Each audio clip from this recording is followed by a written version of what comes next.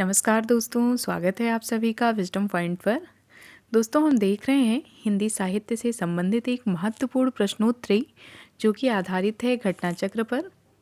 दोस्तों, आपने देखा होगा कि हिंदी साहित्य में संस्कृत साहित्य और व्याकरण से भी प्रश्न पूछे जाते हैं।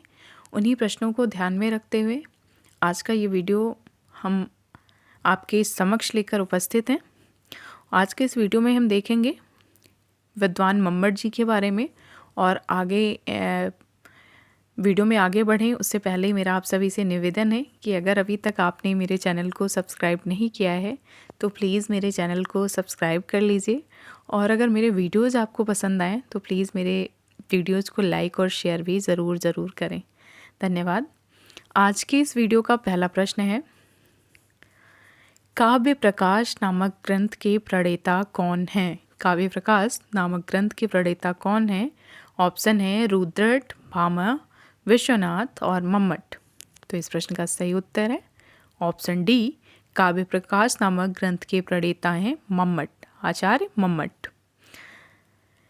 काव्य प्रकाश जिसमें 10 उल्लास हैं, इस ग्रंथ के प्रणेता मम्मट हैं, जबकि भामा ने काव्यालंकार नामक पुस्तक की रचना की थी। आचार्य विश्वनाथ के पुस्तक का नाम साहित्य दर्पण है, जो कि 10 परिच्छेदों में है, 10 अंकों में है। काव्यालंकार भामा को अमरता प्रदान करने वाला ग्रंथ है। तो आपने देखा कि काव्य प्रकाश आचार्य मम्मट की रचना है, काव्यालंकार भामा की रचना है और साहित्य दर्पण आचार्य विश्वनाथ की रचना है।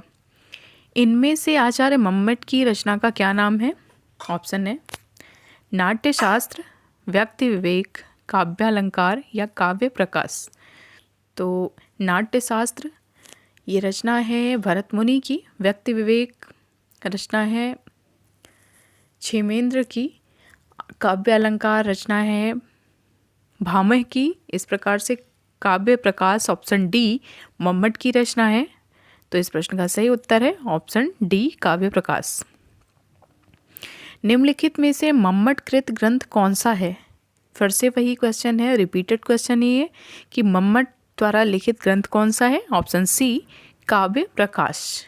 अगला प्रश्न है तद दोषो शब्दार्थो सगुणा वनलंकृति पुनः क्वापि। तद दोषो शब्दार्थो सगुणा वन अलंकृति पुनः क्वापि, ये कथन किसका है? ऑप्शन है जयदेव, दंडी, मम्मट या हेमचंद्र। तो इस प्रश्न का सही उत्तर है आचार्य मम्मट का ये वाक्य है, जो कि काव्य प्रकाश में है। आचार्य मम्मट के अनुसार काव्य लक्षण है तद्दोषो शब्दार्थो सगुणा वनलंकृति पुनः क्वापि। अगले आचार्य हैं आचार्य विश्वनाथ, जिनका प्रसिद्ध उक्ति है वाक्यम रसात्मकम काव्यम।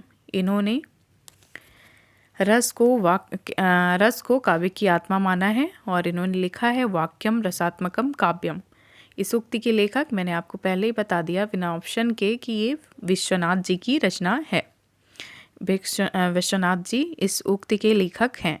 अगला प्रश्न है, इस प्रश्न की व्याख्या देख लीजिए। साहित्य दर्पणकार आचार्य विश्वनाथ ने काव्य लक्षण को परिभाषित करते हुए कहा कि वाक्यम रसात्मकम काव्यम, अर्थात रसात्मक वाक्य ही काव्य है।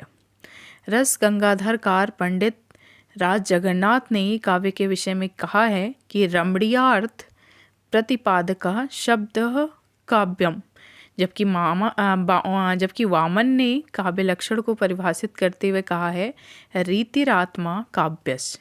वामन जो कि रीति संप्रदाय के प्रवर्तक हैं, उन्होंने रीति को काव्य की आत्मा माना है, रीतिरात्मा काव्यस्य।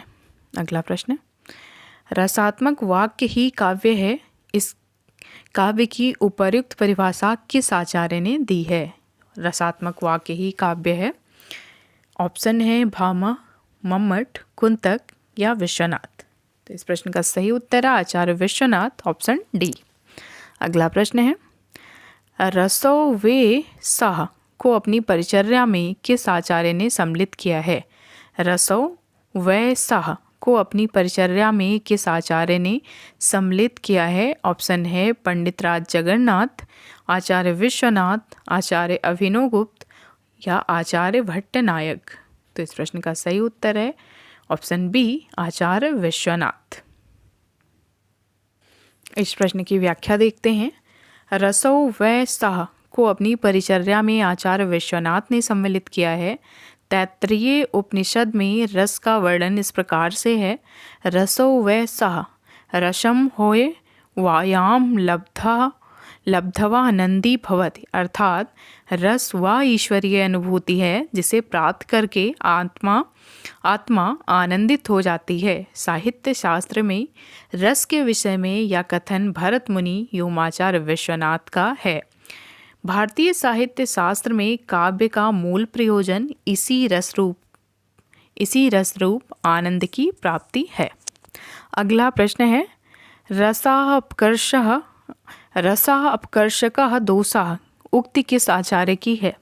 रसापकर्षकः दोषः उक्ति किस आचार्य की है?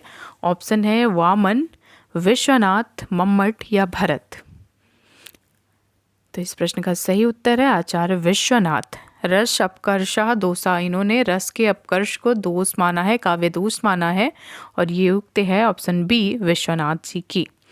आचार्य विश्वनाथ ने अपने ग्रंथ साहित्य दर्पण में दोष के लक्षण का वर्णन करते हुए कहा है कि रसा अपकर्षकः दोषा, अर्थात रस का अपकर्ष करने वाले कारक दोष कहलाते हैं। रस को साहित्य की आत्मा मानने वाले विश्वनाथ प्रथम संस्कृत आचार्य थे। साहित्य दर्पण में उनका सूत्र वाक्य रसात्मकम वाक्यम काव्यम आज भी साहित्य का मूल माना जाता है और बार बार उद्धृत किया जाता है। अगला प्रश्न है, साहित्य दर्पण किसकी रचना है? साहित्य दर्पण किसकी रचना है? इसका सही उत्तर है ऑप्शन बी, आचार्य विश्वनाथ। अगला प्रश्न है, सत्यर्थे पृथर्गथाया स्वर व्यंजनी संहते क्रमेण तैने वावृतिर्यमकम विनिगद्यते। यमक की परिभाषा किस आचार्य ने दी है? यमक की परिभाषा दी है आचार्य विश्वनाथ जी ने, और इस प्रकार से इस प्रश्न का सही उत्तर है ऑप्शन बी, विश्वनाथ। साहित्य दर्पणकार आचार्य विश्वनाथ ने यमक अलंकार को परिभाषित करते हुए कहा है कि भिन्न भिन्न अर्थों वाले सार्थक स्वर व्यंजन समुदाय की उसी क्रम में आवृत होने को यमक अलंकार कहते हैं। परिभाषा देते हुए कहते हैं, सत्यर्थे पृथर्गर्थाया स्वर व्यंजन सन्हते क्रमेण तैने वावृतिर यमकम विनिगद्यते। इसका तात्पर्य है कि जिस स्वर व्यंजन समुदाय की आवृत्ति हो उसका कोई एक अंश अथवा समूचा अंश यदि निरर्थक हो तो कोई आपत्ति नहीं, परंतु यदि उस समुदाय का कोई अंश या सर्वांश सार्थक है तो आवृत्ति अंश अवश्य ही भिन्न अर्थ वाला होना चाहिए। समानार्थक शब्दों की आवृत्ति को यमक अलंकार नहीं माना जाता है। इस प्रकार यमक के उदाहरण में इस प्रकार इन्होंने कहा है कि कहीं दोनों पद सार्थक होते हैं, कहीं दोनों पद निरर्थक होते हैं, कहीं एक पद सार्थक होता है तथा एक निरर्थक। यमक में आवृत्ति उसी क्रम में होनी चाहिए जिस क्रम में पूर्ववर्ती पद प्रयुक्त हुआ है। अगला प्रश्न है, वक्रोक्ति के विरोधी आचार्य कौन हैं? वक्रोक्ति अलंकार के वक्रोक्ति संप्रदाय के विरोधी आचार्य कौन हैं? ऑप्शन है भामह, रुद्रट, मम्मट या विश्वनाथ। तो आचार्य विश्वनाथ वक्रोक्ति के विरोधी आचार्य हैं। इस प्रश्न का सही उत्तर है ऑप्शन डी, विश्वनाथ। वक्रोक्ति के विरोधी आचार्य साहित्य दर्पणकार विश्वनाथ हैं। आचार्य विश्वनाथ संस्कृत काव्यशास्त्र के मर्मज्ञ आचार्य थे। इनका पूरा नाम आचार्य विश्वनाथ महापात्र था। इनके पिता का नाम चंद्रशेखर और पितामह का नाम नारायण दास था। महापात्र इनकी उपाधि थी। ये कलिंग के रहने वाले थे। इन्होंने अपने आप को संध विग्रहिक अष्टादश भाषावार विलासिनी भुजंग कहा है। ये अलाउद्दीन के शासनकाल में थे। अलाउद्दीन के शासनकाल में थे। अगले आचार्य हैं राजशेखर। काव्य मीमांसा के रचनाकार कौन हैं? ऑप्शन है भारवी, भास, श्रीहर्ष या राजशेखर। तो आपने ऊपर देखा मम्मट की रचना का नाम काव्य प्रकाश है। काव्य अलंकार रचना है भामा की। विश्वनाथ जी के ग्रंथ का नाम है साहित्य दर्पण और राजशेखर जी के ग्रंथ का नाम है काव्य मीमांसा। तो इस प्रकार से इस प्रश्न का सही उत्तर हुआ ऑप्शन डी, राजशेखर जी ने काव्य मीमांसा नामक ग्रंथ की रचना की है। अगला इस प्रश्न की व्याख्या है। राजशेखर मुख्य रूप से कवि और नाटककार हैं। उन्होंने 4 नाटकों बाल रामायण, बाल भारत, विद्वशाल भंजिका और कर्पूर मंजरी की रचना की है। कर्पूर मंजरी संस्कृत भाषा में ना लिखकर प्राकृत भाषा में लिखा गया सट्टक है। इनका 5वां ग्रंथ काव्य मीमांसा है। यह ग्रंथ साहित्य समीक्षा से संबंध रखता है। इसी ग्रंथ के कारण अलंकार शास्त्र में के इतिहास में उनको गौरवमय स्थान प्राप्त हुआ है। राजशेखर जी से जुड़े हुए अन्य महत्वपूर्ण तथ्य हैं। काव्य मीमांसा में 18 अध्याय हैं।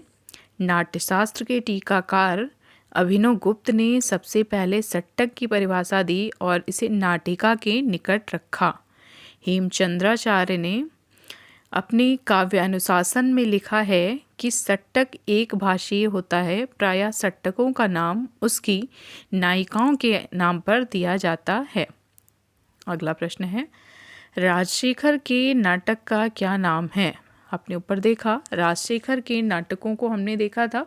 अब आपको बताना है इसमें से कि राजशेखर के नाटक का नाम क्या है। ऑप्शन है बाल रामायण, चंड कौशिक, निषधानंद या आचार्य चूड़ामणि। तो इस प्रश्न का सही उत्तर है ऑप्शन ये, रामायण राजशेखर जी का नाटक है।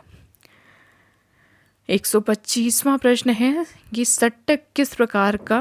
सट्टक क्या है? ऑप्शन है ये एक प्रकार का छंद है, या एक प्रकार का नाटक है, या एक प्रकार की युद्ध शैली है, या एक प्रकार का गीत है। तो जैसा कि आपने देखा कि ये नाटक का एक प्रकार है सट्टक, इसलिए इस प्रश्न का सही उत्तर है ऑप्शन सी। अगला प्रश्न है राजशेखर की निम्नलिखित रचनाओं में से कौन सी रचना अधूरी है? राजशेखर की कौन सी रचना अधूरी है? ऑप्शन है बाल रामायण, काव्य मीमांसा, कर्पूर मंजरी या विद्वशाल भंजिका। कौन सी रचना अधूरी है? तो इस प्रश्न का सही उत्तर है ऑप्शन बी, काव्य मीमांसा। भारतीय समीक्षा के जनक कौन माने जाते हैं? भारतीय समीक्षा के जनक कौन माने जाते हैं? इस प्रश्न का सही उत्तर है ऑप्शन बी, राजशेखर। इस प्रश्न की व्याख्या देखते हैं। राजशेखर भारतीय समीक्षा के जनक माने जाते हैं। संस्कृत में रस, अलंकार, ध्वनि, वक्रोक्ति, रीत आदि संप्रदायों के आधार पर सैद्धांतिक समीक्षा का व्यापक रूप से क्रमबद्ध ढंग से विकास हुआ है, किंतु व्यावहारिक समीक्षा लक्षणों के उदाहरणों तक सीमित रही। इसलिए राजशेखर भारतीय समीक्षा के जनक माने जाते हैं। तो दोस्तों ये था हमारा आज का वीडियो। उम्मीद करती हूँ कि आपको पसंद आ रहा होगा। अगर आपको मेरे वीडियोज पसंद आ रहे हो तो प्लीज़ मेरे चैनल को लाइक और सब्सक्राइब ज़रूर करें। मिलते हैं अपने अगले वीडियो में, तब तक के लिए नमस्कार।